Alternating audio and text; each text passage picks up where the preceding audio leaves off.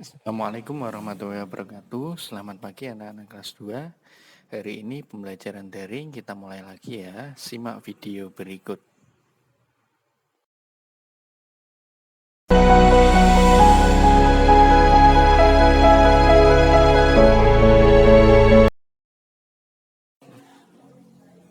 Hari ini kita belajar bahasa Indonesia subtema 3 tumbuhan di sekitarku. Buka LKS Bahasa Indonesia halaman 46 ya. Penggunaan huruf kapital dalam teks yang ditulis dengan huruf tegak bersambung. Jadi kemarin anak-anak sudah belajar bagaimana cara menulis huruf tegak bersambung di buku halus ya. Jadi huruf kapital digunakan sebagai huruf di awal kalimat. Huruf kapital itu biasanya ditulis menggunakan huruf besar ya. Huruf kapital juga digunakan sebagai huruf awal nama orang, nama hari, dan nama bulan. Jadi yang menggunakan awalan huruf besar yaitu di awal kalimat. Kemudian nama orang, contohnya siapa nama orang? Ani, Budi ya. Itu nama orang, berarti huruf depannya harus besar. Kemudian nama hari mulai dari Senin sampai Minggu menggunakan huruf kapital yang awal. Senin berarti S-nya yang kapital atau besar. Selasa berarti S-nya. Minggu berarti M-nya yang besar ya. Dan nama bulan seperti nama hari, nama bulan juga sama. Mulai Januari sampai Desember berarti Januari J-nya harus kapital atau besar. Sekarang perhatikan contoh kalimat berikut. Ani dan Budi lahir di bulan Juni. Yang di kapital perhatikan anak-anak. Ani besar di kapital ya. Budi B-nya kapital karena nama orang. Lahir di bulan itu kecil semua. Juni adalah nama bulan, berarti harus di kapital. Sekarang kita buka halaman 47.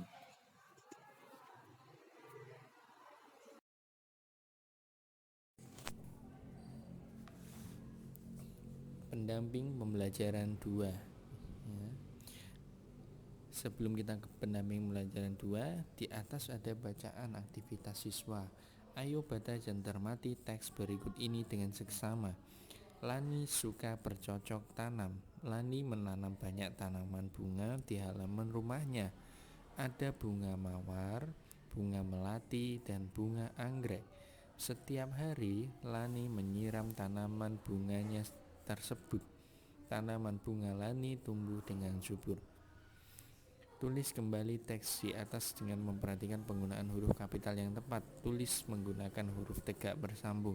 Tidak usah ditulis, anak-anak hanya perlu menggarisbawahi saja mana yang menggunakan huruf kapital. Contohnya di sana Lani, berarti bawahnya digarisbawahi. Nanti berarti Lani harus ditulis menggunakan huruf kapital yang huruf L-nya ya.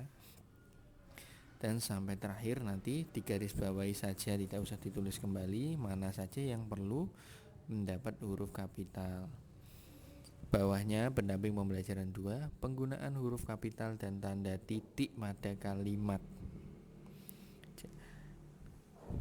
Jadi huruf kapital digunakan untuk mengawali kalimat, tanda titik digunakan untuk mengakhiri kalimat. Nah, jadi ketika ada kalimat contohnya di bawahnya, ayo berlatih.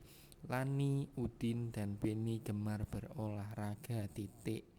Itu titik digunakan untuk mengakhiri kalimat. Kemudian dilanjut sekolah. Nah, S seharusnya kapital karena mengawali bacaan. Simak ya gambar yang ada di video. Kemudian bawahnya pendamping pembelajaran 3, penggunaan tanda baca yang tepat dalam bentuk karangan. Saat membuat karangan kita perlu memahami penggunaan tanda bacanya. Kita juga perlu memahami isi kalimat yang akan ditulis dalam bentuk kalimat. Buka halaman selanjutnya, halaman 48.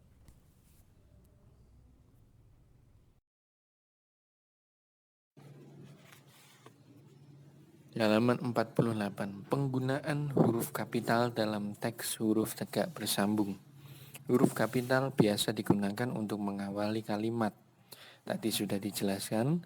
Huruf kapital juga digunakan sebagai huruf awal. Tadi juga sudah ada ya. Nama orang, hari, atau bulan. Nah, ini diulangi kembali. Jadi penggunaan huruf kapital itu digunakan untuk mengawali kalimat sebagai huruf awal. Kemudian nama orang, nama hari, kemudian nama bulan. Tanda titik digunakan untuk mengakhiri kalimat. Tanda titik juga merupakan pemisah antara kalimat. Ya. Sekarang lanjut ke pendamping pembelajaran 5. Membuat kesimpulan dengan huruf tegak bersambung. Setiap bacaan membuat kesimpulan. Kesimpulan merupakan inti dari bacaan. Sekarang bacalah teks berikut dengan nyaring. Nah, anak-anak nanti mencoba berlatih melancarkan membacanya ya. Baca tata tertib di sekolah. Tata tertib di sekolah adalah segala hal yang harus kita lakukan. Mematuhi tata tertib membuat hidup menjadi teratur. Selain itu, kita lebih menjadi disiplin. Sebagai siswa, kita harus mematuhi tata tertib di sekolah.